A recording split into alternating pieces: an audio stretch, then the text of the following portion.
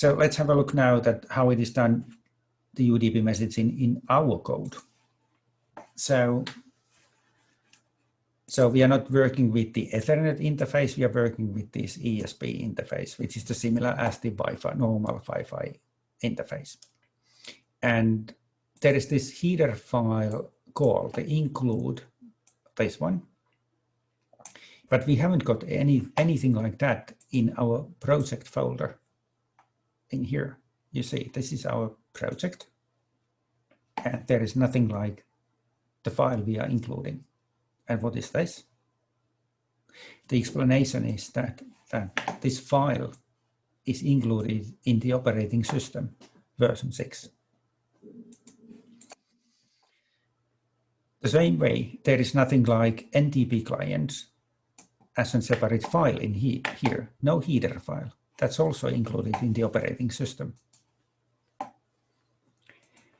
And then we define the ESP interface. It's telling it that what is the transmit pin and what is the receive pin. And those we are actually defining here in our embed app JSON. It is replacing this piece of text with the pin number from here, from the embed app JSON. Then there is a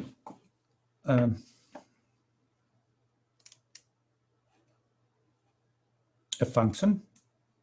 So this is the name of the function. And these are the parameters for that one. And the type of the function, what it is returning, is constant character. So it is checking the network security.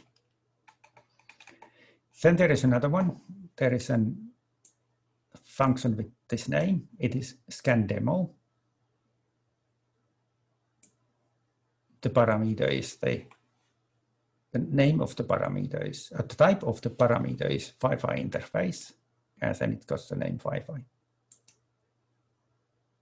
Why there is a Wi-Fi interface and the Wi-Fi in here? Actually, we call that, when we call that in our code, the scan demo. So our main code starts from here, and we are calling the scan demo and giving it as a parameter that we do the scan demo at the ESP. And the ESP we named here in the beginning, that we gave our object a name ESP, and that object is the class ESP8266 interface. And this object name we give when we call the scan demo. And then that object name goes into the scan demo as a name of the interface. And it is the same type as the Wi-Fi interface. But there is some detail, a difference in detail, I guess. And then it is scanning the access points. And then there is a definition for the NTP server. So in here. So I'm just defining here the NTP address. I give it the name time, mikes.fi. So that's the official time server in Finland, or one of those. They have a time 1, time 2, time 3. So you can scan any of those. Or if you are interested, you can just Google this VDD MIKES and the NTP server. And then this is in the port number 123, and that's the standard port for every time server. I don't know why they used in the UDP socket example a time server with another port number. because this is according to the NTP standard. This is the port number of all the NTP time servers. And then if you try this application in our school laboratory, you go into one of the wireless LAN networks in there and try to scan this time server. You won't get the answer because I guess they had done it by blocking this port number. The idea is that all the computers in our big computer network get exactly the same time from the same time server. And the time server is the time server installed in the network.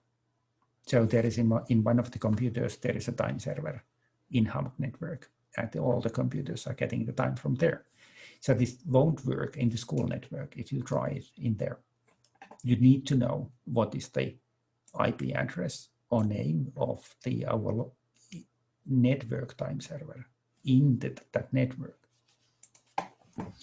So anyway, then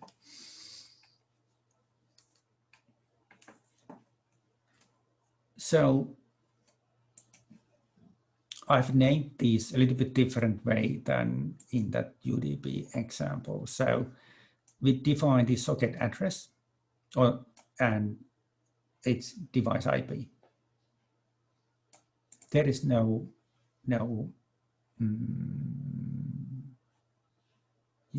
this is written like you define a normal variable. So this is like the type, and this is the name. So your device IP is of the time socket of the type socket address. And then we are connecting, so just printing out that connecting. And if we are not successful, it gives the connection error. Like when I had the wrong SSID and the password, I got the connection error. So the SSID ID and password needs to be defined in here. And then that's the method, the ESP connect. And then you give the SSID and the password and the security. Here you define that it's using this security. And these you replace with the names given in this app.json. So the SSID and password, or this text is replaced with text you give for these in there. And then if it is not printing the connection error, it will print out that success. And then ESP get MAC address, ESP get IP address, ESP get net mask, ESP get gateway, ESP get RSSI. So the RSSI is the signal strength. The gateway is the gateway server, and the net mask is that you are masking the IP address numbers. It's printing the MAC address correctly, but somehow if I'm not giving the parameter here like this, I got an error in the compiling. I haven't checked why, but here it's not actually printing that out. It is writing that to the device IP. No, sorry.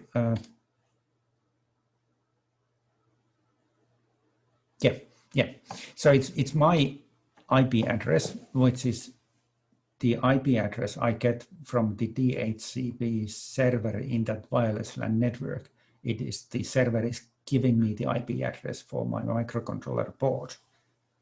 I'm not typing myself that what is the address. And then I'm giving that address to this variable in here. I tried to print it by leaving this out, but then I get an error. Yeah, okay, then the IP number is now in here.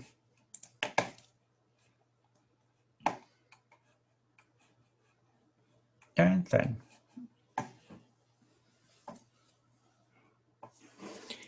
And then in the beginning, we defined that we are taking the header NTP client.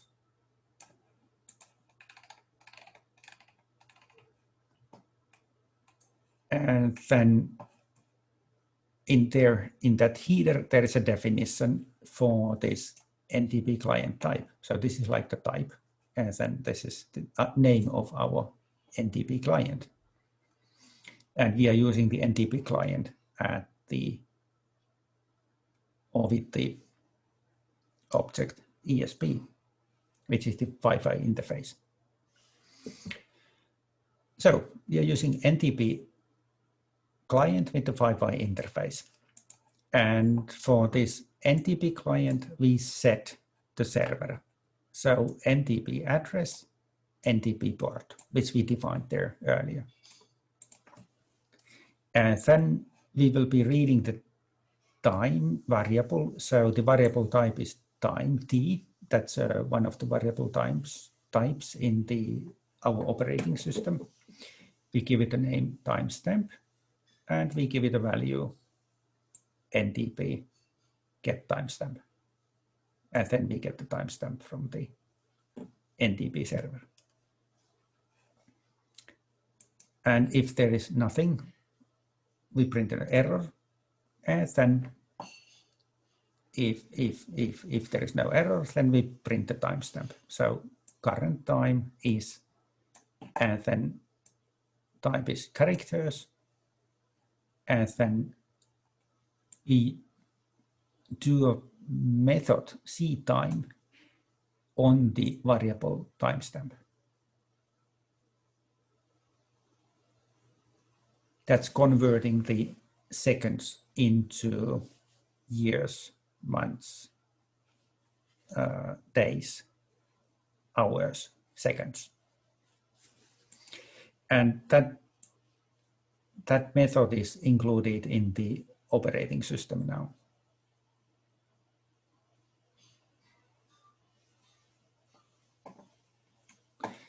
So actually earlier I had my own like a program to calculate out of that seconds since 1970, January 1st, that what would be the time at the moment, hours, minutes, seconds. I used my own function for that, but that was when we were working with the Arduino processors. They didn't have the function for getting the time. But in this embedded OS, in the operating system, there is a function cTime, and then it returns the year, the month, the day, the hour, the second, and the minute, the second, and so on. And then what is this? Adding 60 times 60 times 3. So I'm adding here like 60 minutes, each have 60 seconds, and I'm adding like 3, or it is like 3 hours times 60 minutes times 60 seconds. So I'm adding, of course, the GMT plus 3, which is the summertime in Finland. So this is the Greenwich meridian time. And then I put into this treat sleep for 10 seconds. I'm waiting for 10 seconds and then repeating this 5 times. I don't want to like send more time request to the server.